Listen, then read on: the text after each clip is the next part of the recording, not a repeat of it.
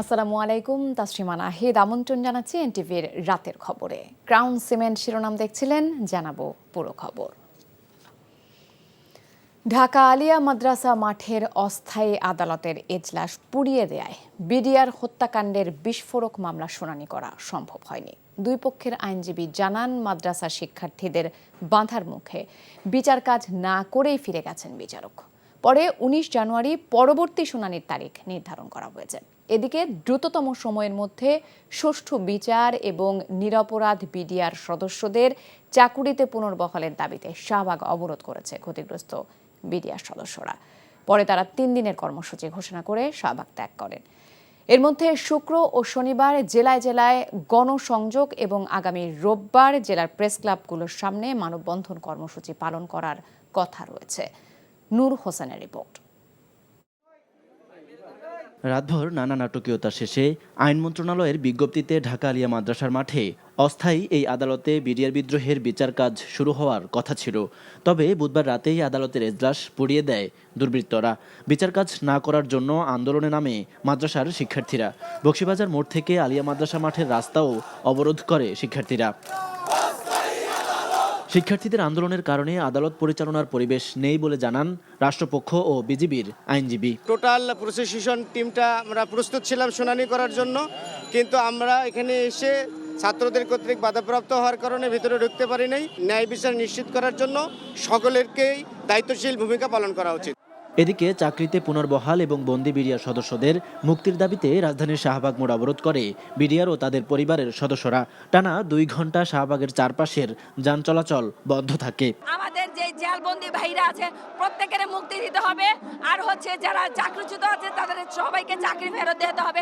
অবৈধভাবে মিথ্যা সাক্ষী তৈরি করে আমাদের শাস্তি দেওয়া আছে, যাতে আমরা পুনরায় চাকরি পাইতে পারি এবং যারা কারাগার আছে তারা যেন মুক্তি পায়। আমি পিলখানায় ছিলাম না, চোখে দেখি নাই, তার থেকে বুঝতেছি যে আমাদের এই বিডিআর উপরে কত নির্যাতন নিপীড়ন চলছে।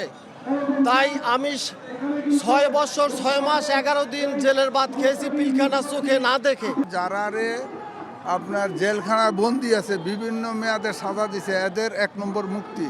আর 2 নম্বর হলো আমরা চাকরি যারা করছি তাদের যে ন্যায্য অধিকার, যে যতটুকু প্রাপ্য তারে প্রাপ্য পূরণ করা। যদি কোনোভাবে রাষ্ট্রীয় জুলুম মওকুফ না হয়, তাহলে আমরা ছাত্র জনতা এবং ক্ষতিগ্রস্ত বিডিআর সদস্য দুর্বার আন্দোলন করে তুলব।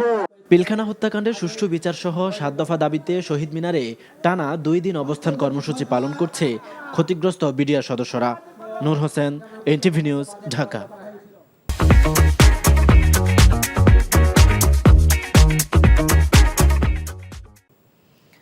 প্রথমবারের মতো দলীয় নেতাকর্মীদের গুম, খুন ও ক্রসফায়ারের অভিযোগে আন্তর্জাতিক অপরাধ ট্রাইব্যুনালে অভিযোগ দাখিল করেছে বিএনপি। অভিযোগে বিএনপি ও এর সহযোগী সংগঠনের 2276 জন নেতাকর্মীকে ক্রসফায়ারে হত্যা ও 153 জনকে গুমের অভিযোগ আনা হয়। সকালে ট্রাইব্যুনালের চিফ প্রসিকিউটরের কাছে এই অভিযোগ দাখিল করে। অভিযোগে সাবেক প্রধানমন্ত্রী শেখ হাসিনাকে প্রধান আসামি করা হয়েছে। রিপোর্টে আরও জানাচ্ছেন হাসান জাবেদ। জুলাই আগস্ট গণ অভ্যুত্থানের পর পরিবর্তিত পরিস্থিতিতে আন্তর্জাতিক অপরাধ ট্রাইব্যুনাল পুনর্গঠন করা হয়। এরপর ছাত্র জনতার আন্দোলনে সংঘটিত গণহত্যা ও মানবতাবিরোধী অপরাধের অভিযোগে ইতোমধ্যে অভিযোগের পাহাড় জমা পড়েছে ট্রাইব্যুনালে। এমনকি গত সরকারের আমলে গুম খুনের ঘটনার বিচার চেয়েও অভিযোগ জমা দিয়েছে ভুক্তভোগী এবং তাদের পরিবারের সদস্যরা। গত কয়েক বছর ধরে বিএনপির অসংখ্য নেতাকর্মী গুম খুনের শিকার হয়েছেন। গুম হওয়া নেতাকর্মীদের ফিরে পেতে এবং যারা খুন হয়েছেন তাদের বিচারের দাবিতে নানা কর্মসূচিও পালন করেছে দলটি। এবার সেই গুম খুনের বিচার চেয়ে দলের পক্ষ থেকে আন্তর্জাতিক অপরাধ ট্রাইব্যুনালে অভিযোগ দায়ের করা হয়েছে। অভিযোগে শেখ হাসিনা সহ গুম খুনের সাথে সংশ্লিষ্ট আইনশৃঙ্খলা বাহিনীর সদস্যদের আসামি করা হয়েছে। ফ্যাসিস্ট সরকার 2276 জনকে আওয়ামী লীগের সন্ত্রাসীরা এবং কিছু আইনশৃঙ্খলা বাহিনীর সদস্যরা ক্রসফায়ারের নামে হত্যা করেছে। আমরা আসামি সংখ্যা উল্লেখ করেছি, ওই প্রধানমন্ত্রী সহ সর্বশেষ তাদের যারা আইনশৃঙ্খলা বাহিনী জড়িত আছে নাম দিয়ে দেওয়ার বলে দিয়েছি। অভিযোগে বলা হয় 2008 সাল থেকে 5ই আগস্ট 2024 পর্যন্ত এ সকল ক্রসফায়ার ও গুমের ঘটনা সংঘটিত হয়। যারা ক্রসফায়ার ও গুমের শিকার হয়েছেন তাদের তালিকাও অভিযোগের সাথে জমা দেওয়া হয়েছে। তবে তদন্তের স্বার্থে কোনো তালিকাই গণমাধ্যমকে জানানো হয়নি। চৌধুরী আলম সহ আমাদের সাবেক এমপি ইলিয়াস আলী সহ আরও যারা গুম হয়েছে এদের জন্য আমরা আলাদা একটা তালিকা করেছি। সে তালিকায় হলো 153 জন। এই আন্তর্জাতিক আদালতে আমরা এটা সাবমিট করেছি। যারা গুম হত্যা হয়েছে তাদের পরিবার যেন একটা ন্যায় বিচার এবং একটা সুন্দর বিচার পায়, এই জন্য মূলত আমরা এখানে এসেছি। প্রসিকিউশন থেকে জানানো হয় তদন্ত সংস্থার মাধ্যমে অভিযোগের তদন্ত করে ট্রাইব্যুনাল আইন অনুযায়ী দ্রুত ব্যবস্থা নেওয়া হবে। Hasan Javed, NTV news, Dhaka. ক্ষমতায় টিকে থাকতে অসুস্থ প্রতিযোগিতা শুরু হয়েছে বলে অভিযোগ করেছেন বিএনপি মহাসচিব মির্জা ফখরুল ইসলাম আলমগীর। তিনি বলেন, ছাত্র জনতার গণ অভ্যুত্থান পরবর্তী সময়ে সবাই ঐক্যের জায়গায় থেকে সরে যাচ্ছে। কেউ কেউ দেশে বিভক্তি ও বিভাজন সৃষ্টি করতে চায়। অভিযোগ করে মির্জা ফখরুল বলেন, এর থেকে বিভ্রান্ত হওয়া যাবে না। রাজধানীতে এক অনুষ্ঠানে এসব কথা বলেন তিনি। হাসান মাহমুদের report. BNP chairperson Begum Khaleda জিয়ার বিরুদ্ধে Zia orphanage trust, Zia charitable trust মামলাসহ দায়ের হওয়া মামলাগুলোতে আদালতে দেয়া তাঁর বক্তব্য নিয়ে প্রকাশিত বই রাজবন্দির জবানবন্দি বইটির মোড়ক উন্মোচন করা হয়।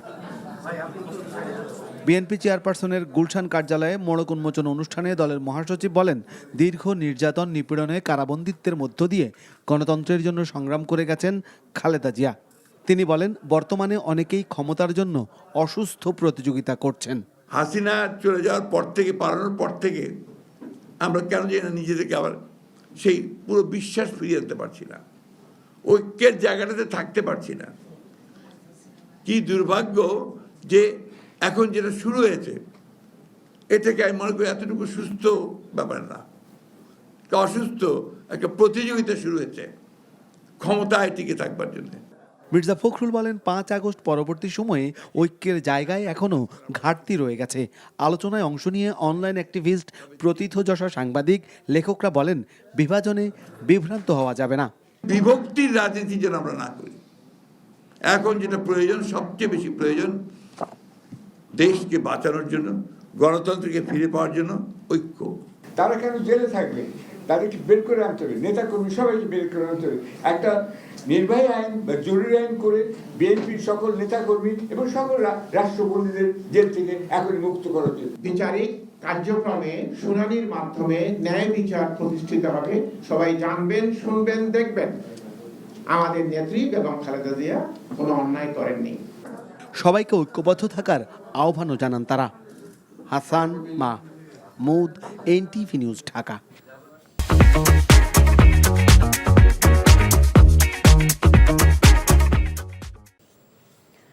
লন্ডনের সাবেক প্রধানমন্ত্রী ও বিএনপি চেয়ারপারসন বেগম খালেদা জিয়ার আজও কিছু শারীরিক পরীক্ষা নিরীক্ষা চলছে। গতকাল থেকে লন্ডন ক্লিনিকে তার চিকিৎসা শুরু হয়।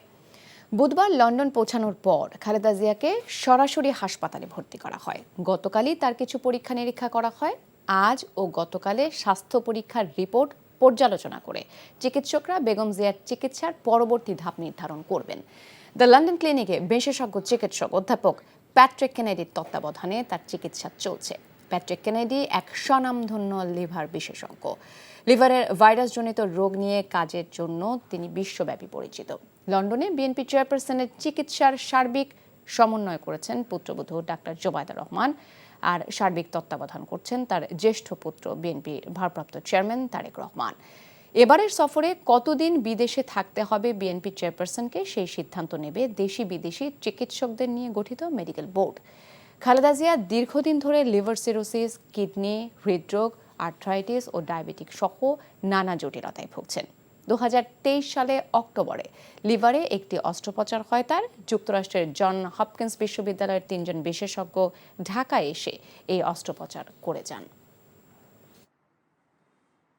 আজকেও ওই যে পরীক্ষা নিরীক্ষা চলছে এবং উনি খুব রিল্যাক্স আছেন, আমি যতটুকু জানি আর কি, এবং ভারপ্রাপ্ত চেয়ারম্যান সব ইনসাইড ওনার সাথে আছেন এবং ডক্টর জুবাইদা বা ওনার পরিবারের সবাই এখনো সাথে আছেন।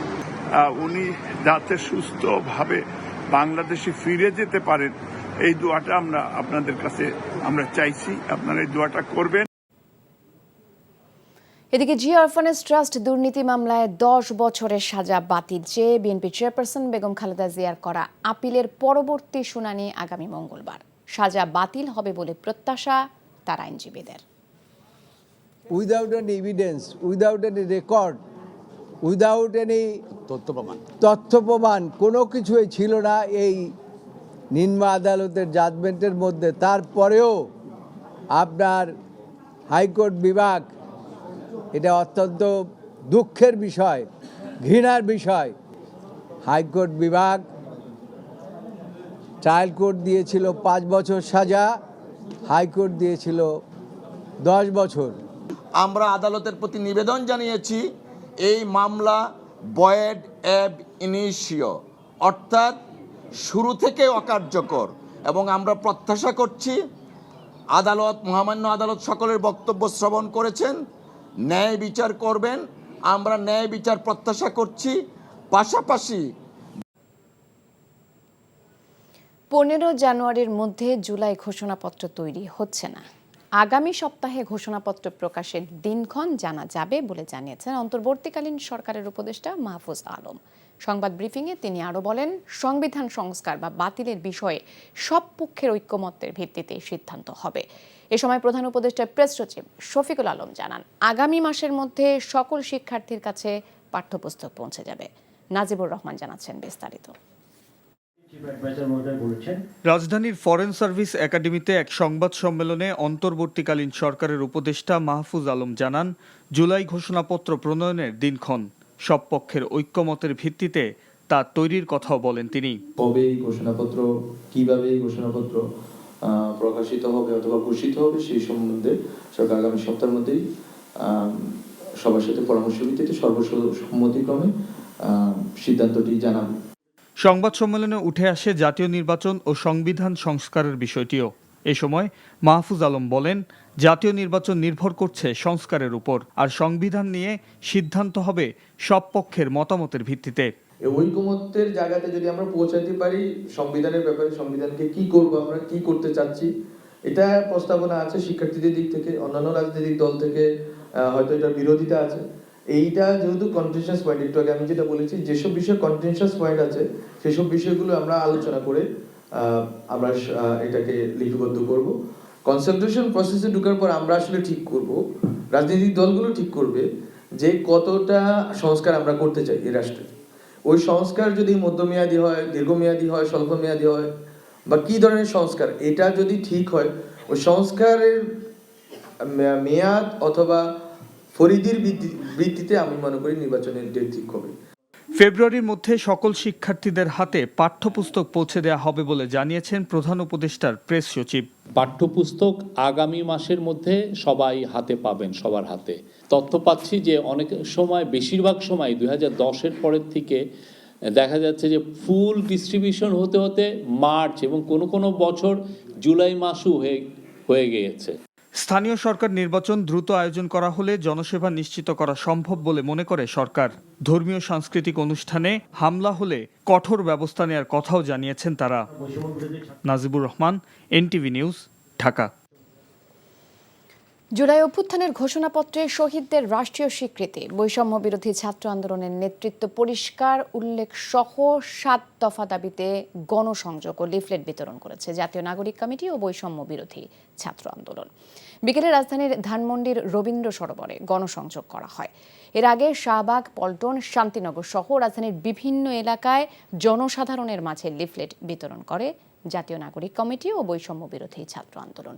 এ সময় জাতীয় নাগরিক কমিটির আহ্বায়ক নাসির উদ্দিন পাটোয়ারি সরকারকে সব ধরনের সংস্কারের ওয়াদা ঘোষণাপত্রে উল্লেখ করার দাবি জানান। সরকারকে অতি দ্রুত জুলাই প্রোক্লেমেশন ঘোষণার দাবি জানিয়েছেন বৈষম্য বিরোধী ছাত্র আন্দোলনের সমন্বয়ক রিফাত রশিদ। বুধবার থেকে শুরু হয়ে সপ্তাহব্যাপী দেশ জুড়ে এই কর্মসূচি চলবে বলে জানানো হয়।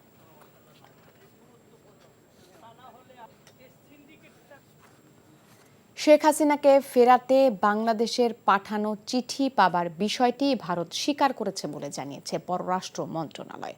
সাপ্তাহিক নিয়মিত ব্রিফিংয়ে পররাষ্ট্র মন্ত্রণালয়ের মুখপাত্র রফিকুল আলম জানান, বাংলাদেশ ভারতের উত্তরের অপেক্ষায় আছে। পাসপোর্ট বাতিলের পরও ভারত শেখ হাসিনার ভিসার মেয়াদ বাড়িয়েছে কিভাবে, এমন প্রশ্নের জবাবে তিনি বলেন, পাসপোর্ট বাতিল হয়ে গেলে ভিসার কোনো ইস্যুই থাকে না। কারো পাসপোর্ট বাতিল করা হলে সব দেশকে জানিয়ে দেয় পররাষ্ট্র মন্ত্রণালয়। আগামী 20 থেকে 24 জানুয়ারি দ্বিপাক্ষিক সফরে চীন যাবেন পররাষ্ট্র উপদেষ্টা, জানিয়ে তিনি বলেন, এই সফর চীনের সাথে সম্পর্ক জোরদারের বড় সুযোগ। সেখানে বাণিজ্য, রোহিঙ্গা সংকট, কৃষি সহ বিভিন্ন বিষয়ে আলোচনা হবে।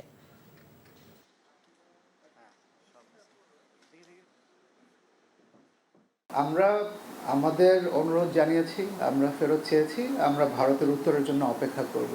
এর মাঝখানে কি হবে বা এটার কূটনৈতিক রীতিনীতি কি, এটা আপনাদের জন্য open for interpretation.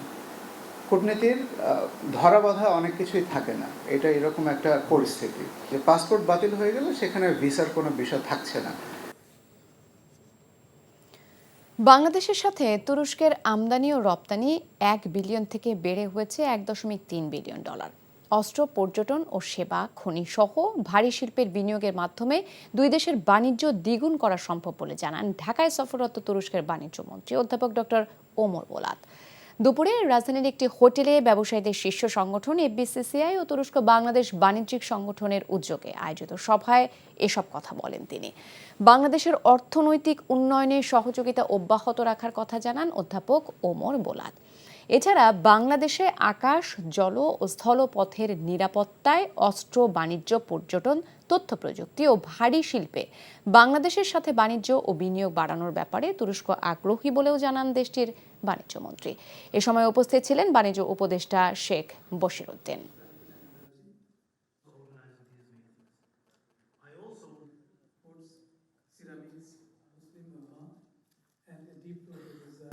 Now we will complement these contacts with representatives of the private sector from both sides to exchange their views, their proposals, their comments on how to foster further business relationships in every field: trade, investment, services, contracting businesses, defense sector, IT, healthcare, in all sectors, inshallah.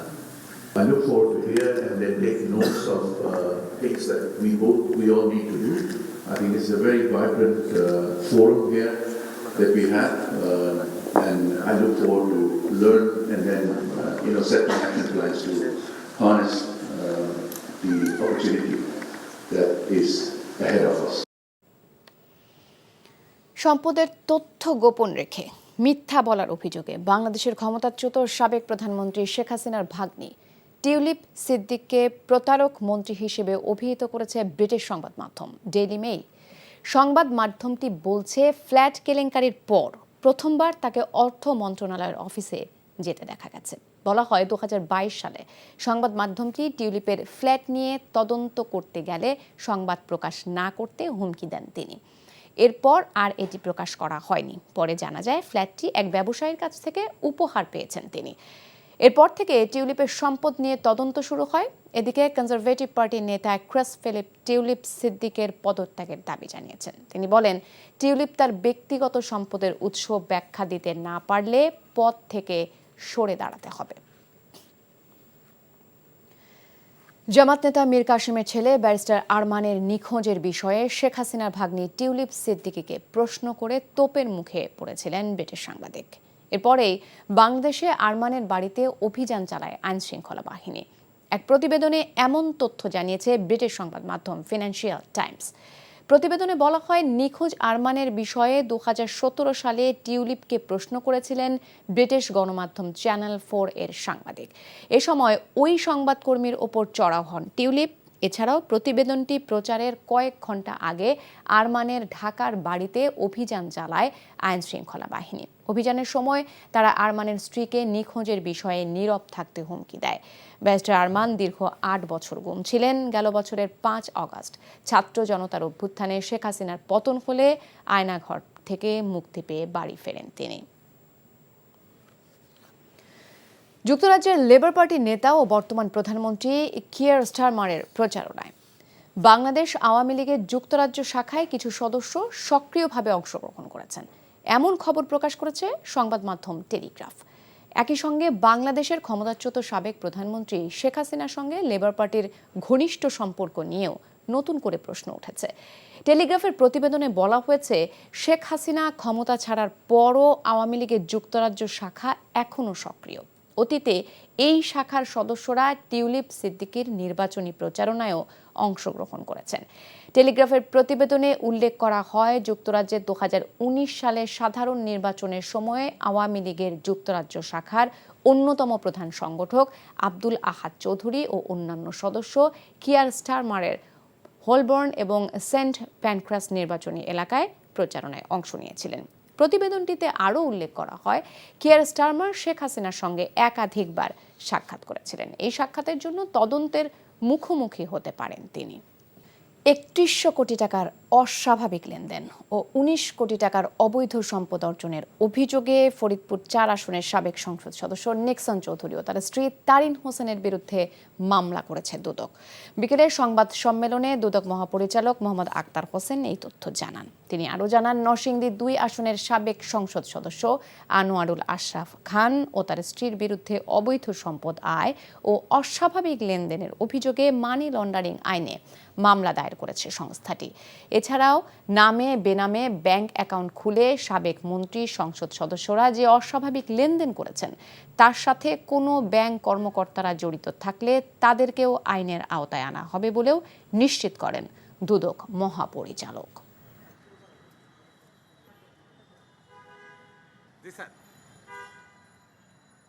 Nexon Chowdhury সাবেক সংসদ সদস্য ফরিদপুর 4 অস্বাভাবিক লেনদেনের মাধ্যমে তার অপরাধলব্ধ অবৈধ অর্থ হস্তান্তর, স্থানান্তর, রূপান্তরের মাধ্যমে মানি লন্ডারিং সংক্রান্ত অপরাধের দায়ে মিসেস তারিন হোসেন ও জনাব মুজিবুর রহমান চৌধুরীর বিরুদ্ধে মামলা রুজুর সিদ্ধান্ত গৃহীত হয়েছে।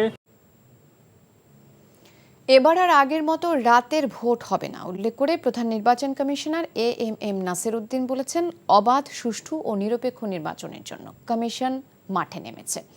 সকালে মৌলভীবাজার শহরের বেঙ্গল কনভেনশন হলে ভোটার নিবন্ধন প্রক্রিয়ায় চ্যালেঞ্জ এবং চ্যালেঞ্জ উত্তরণের উপায় শীর্ষক দিনব্যাপী কর্মশালায় কথা বলেন তিনি। সিএসি বলেন, বাড়ি বাড়ি গিয়ে ভোটার নিবন্ধন করার উদ্দেশ্য হচ্ছে মানুষকে সচেতন করা। বাড়ি বাড়ি গিয়ে এবার আগের মতো ভোট হবে না বলে ভোটারদের বার্তা দেয়া হবে। সিলেটের আঞ্চলিক কর্মকর্তারা মোহাম্মদ নুরুল আলমের সভাপতিত্বে কর্মশালায় বক্তব্য রাখেন নির্বাচন কমিশন সচিবালয়ের অতিরিক্ত সচিব KM আলী নেওয়াজ, জেলা প্রশাসক ইসরায়েল হোসেন।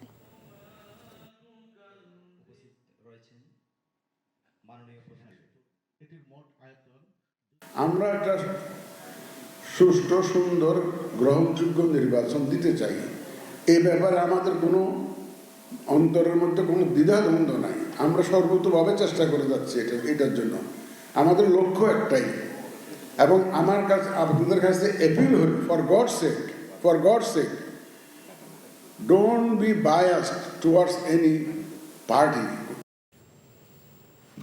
গোপালগঞ্জের মুকসুদপুরে থানা থেকে হাতকড়া পরা অবস্থায় পালিয়েছেন হৃদয় শেখ নামে হত্যা মামলার এক আসামি। এ ঘটনায় 2 পুলিশ সদস্যকে সাময়িক বরখাস্ত করা হয়েছে। তারা হলেন SAE শামীম ও কনস্টেবল মাহফুজ। সকালে কোর্টে চালান করার সময় থানা থেকে পালিয়ে যান হৃদয়। এর আগে মঙ্গলবার দুপুরে মুকসুদপুরের দুয়ারিরাঙ্গা গ্রামে নিজ বাড়ি থেকে তাকে গ্রেপ্তার করা হয়। পুলিশ জানায়, গত বছর 7ই মার্চ একটি ডোবা থেকে ভ্যান চালক আকাশের লাশ উদ্ধার করা হয়। পরে হৃদয় সহ কয়েকজনকে আসামি করে থানায় হত্যা মামলা করেন নিহতের বাবা। এদিকে টাকার বিনিময়ে আসামিকে পালাতে সহায়তার অভিযোগ উঠেছে। এ ঘটনায় তদন্ত কমিটি গঠনের কথা জানিয়েছেন police super Mohammad Mizanur Rahman. Saudi আরবের হজ ও ওমরা মন্ত্রণালয় থেকে বাংলাদেশের প্রতিটি হজ এজেন্সির ক্ষেত্রে ন্যূনতম হজ যাত্রীর কোটা 1000 জন নির্ধারণ করা হয়েছে, যা আর কমবে না বলে জানিয়েছেন ধর্ম উপদেষ্টা ডক্টর আ.ফ.ম. খালিদ হোসেন। দুপুরে সচিবালয়ে এবছর হজ ব্যবস্থাপনার সর্বশেষ অগ্রগতির বিষয়ে আয়োজিত সংবাদ সম্মেলনে এসব কথা জানান তিনি। বলেন, প্রক্রিয়া স্বচ্ছ করতেই সৌদি সরকার এমন উদ্যোগ নিয়েছে। কয়েকটি ছোট এজেন্সি মিলে একটি লিড এজেন্সি গঠন করেও হজ সংশ্লিষ্ট কার্যক্রম চালাতে পারবে বলে জানান উপদেষ্টা। বাংলাদেশের পক্ষ থেকে হজের সামগ্রিক প্রক্রিয়া এখনও সম্পন্ন না করায় সৌদি সরকার কিছুটা বিরক্ত বলেও জানান তিনি। এক প্রশ্নের জবাবে বলেন, এবছর হজের কোটা পূরণ না হওয়া সরকারের ব্যর্থতা নয়। এবছর 1,27,198 জনের কোটার বিপরীতে হজে যেতে নিবন্ধন করেছেন 87,100 জন, যার মধ্যে সরকারি ব্যবস্থাপনায় যাবেন 5,200 জন আর বেসরকারি ব্যবস্থাপনায় যাবেন 81,900 জন।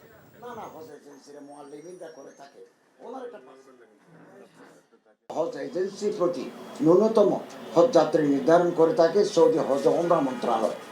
এক্ষেত্রে ধর্ম বিষয়ক মন্ত্রণালয়ে ন্যূনতম কোনো সংশ্লিষ্টতা নেই। এদেশের হজ ব্যবস্থাপনা বাস্তবতা হজ এজেন্সির কথা বিবেচনায় হজ এজেন্সির প্রতি সর্বনিম্ন হজ যাত্রীর কোটা কমানোর বিষয়ে আমি ও আমার মন্ত্রণালয়ে যারপর নাই চেষ্টা করেছি। আমি হজ এজেন্সি মালিক বা পরিচালকদেরকেও 2 দিনের মধ্যে সৌদি সরকার নির্দেশনা মোতাবেক লিড এজেন্সি গঠন সহ যাবতীয় প্রক্রিয়া সম্পন্ন করার অনুরোধ জানাচ্ছি। রমজানে চাল সহ অন্যান্য নিত্যপণ্যের বাজার স্থিতিশীল রাখতে আমদানি সহ নানান পদক্ষেপ নেওয়া হয়েছে উল্লেখ করে বাণিজ্য উপদেষ্টা শেখ বশিরউদ্দিন বলেছেন, রাতারাতি বাজার নিয়ন্ত্রণ সম্ভব নয়। সকালে সচিবালয়ে বাংলাদেশের সফররত তুরস্কের বাণিজ্য মন্ত্রী অধ্যাপক ওমের বোলাতের নেতৃত্বে 35 সদস্যের প্রতিনিধি দলের সাথে বৈঠক শেষে একথা বলেন তিনি। তুরস্কের বাণিজ্য মন্ত্রীর সাথে বৈঠকে নবায়নযোগ্য জ্বালানি, স্বাস্থ্য, ঔষধ, খাদ্যসহ বিভিন্ন খাতে বিনিয়োগের বিষয়ে আলোচনা হয়েছে বলেও জানান উপদেষ্টা। এছাড়া বৈঠকে দেশটি বাংলাদেশে আরও সামরিক সরঞ্জাম বিক্রির আগ্রহ দেখিয়েছে। বাংলাদেশ তুরস্ক যৌথ অর্থনৈতিক কমিশনের মাধ্যমে বিনিয়োগ সহ দুদেশের বাণিজ্য বিষয়ে আরও আলোচনা হবে বলেও জানান বাণিজ্য উপদেষ্টা।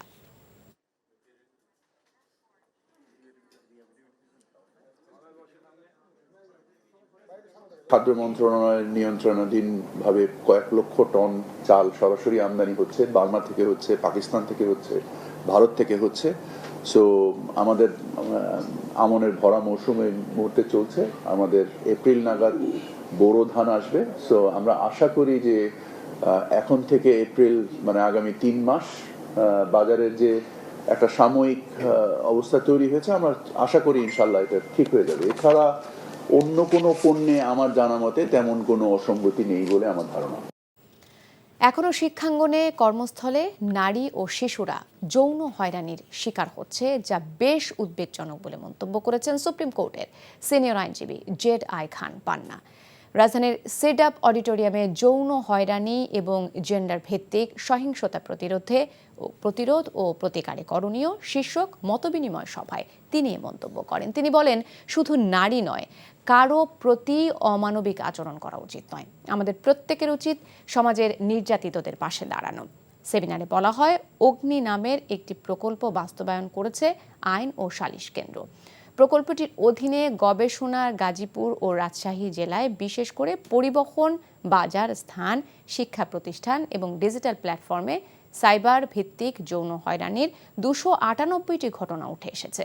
আর মানসিক নির্যাতন, হত্যা, অপহরণ, গৃহকর্মী নির্যাতনের ঘটনা ঘটেছে 1380টি।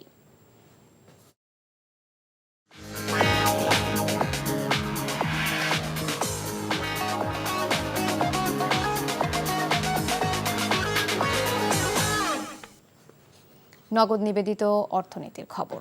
দেশের পুঁজিবাজারে স্থিতিশীলতা ফেরাতে সংস্কার করা সহ দীর্ঘমেয়াদী পরিকল্পনা গ্রহণ করা হয়েছে। বিনিয়োগকারীদের আস্থা ফেরাতে শেয়ার বাজারের স্থিতিশীলতা জরুরি। এজন্য মার্কেটে ভালো শেয়ার ও নতুন আইপিও আনা দরকার। দুপুরে রাজধানীর ঢাকা ক্লাবে ঢাকা স্টক এক্সচেঞ্জ ডিএসএ আয়োজিত সংবাদ সম্মেলনে এসব কথা বলেন বক্তারা। এ সময় দেশের পুঁজিবাজারের বর্তমান পরিস্থিতি ও করণীয় নিয়ে আলোচনা করা হয়। বক্তারা বলেন, বিগত 15 বছরে শেয়ার বাজারের যত অনিয়ম ও জালিয়াতি হয়েছে তা তদন্ত করে সবাইকে জানানো উচিত, যেন এ ধরনের ঘটনার পুনরাবৃত্তি আর না ঘটে। দেশের প্রধান শেয়ার বাজার ডিএসইতে স্বচ্ছতা ও জবাবদিহিতার পাশাপাশি সীমাবদ্ধতা আছে উল্লেখ করে প্রাতিষ্ঠানিক সক্ষমতা বাড়ানোর কথা বলেন তারা। আগামী দিনে বিনিয়োগ বান্ধব পুঁজিবাজার প্রতিষ্ঠায় অংশীজন সহ বিনিয়োগকারীদের স্বার্থ সংশ্লিষ্ট বিষয়ে পদক্ষেপ নেবার পক্ষেও মত দেন সংশ্লিষ্টরা।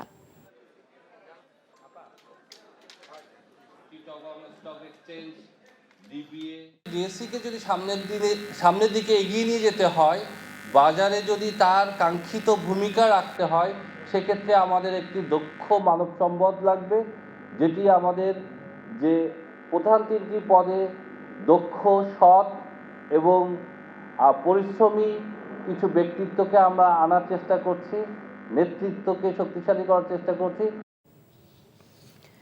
রেস্তোরাঁ সেক্টরে ভ্যাট বৃদ্ধির সিদ্ধান্ত প্রত্যাহার করার দাবি জানিয়েছে বাংলাদেশ রেস্তোরাঁ মালিক সমিতি। অন্যথায় কঠোর কর্মসূচির হুঁশিয়ারি দিয়েছে সংগঠনটি। সকালে রাজধানীর একটি হোটেলে আয়োজিত সংবাদ সম্মেলনে সংগঠনটি এই দাবি জানায়।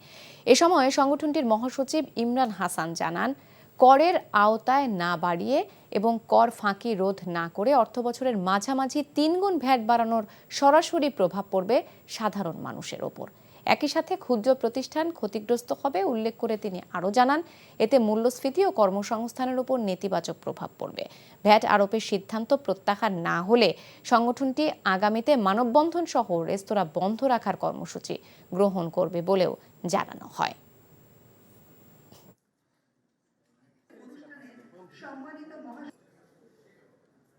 বর্ধিত হারে ভ্যাট আরোপের সিদ্ধান্ত প্রত্যাহার না হলে বাংলাদেশ রেস্তোরাঁ মালিক সমিতি রেস্তোরাঁ ব্যবসায়ীদের স্বার্থ রক্ষার্থে জীবন জীবিকার প্রয়োজনে আগামীতে মানববন্ধন করবে। অতঃপর ধারাবাহিকভাবে প্রতীকী হিসাবে একদিনের জন্য সারা বাংলাদেশের রেস্তোরাঁসমূহ বন্ধের কর্মসূচি গ্রহণ করা হবে। তাতেও যদি সরকার তার সিদ্ধান্ত থেকে সরে না আসে, তাহলে সারা দেশে অনির্দিষ্টকালের জন্য রেস্তোরাঁ বন্ধ করে দেওয়া হবে। এই ছিল রাতের খবরে। এই খবরের ভিডিও সহ আপডেট জানতে ভিজিট করুন এনটিভি অনলাইন www.ntvbd.com। এছাড়াও এনটিভির জনপ্রিয় সব অনুষ্ঠান ও খবরের আপডেট জানতে ভিজিট করুন আমাদের ইউটিউব ও ভেরিফাইড ফেসবুক পেজে। রাত 1টায় মধ্যরাতের খবর দেখার আমন্ত্রণ রইল। ধন্যবাদ সবাইকে।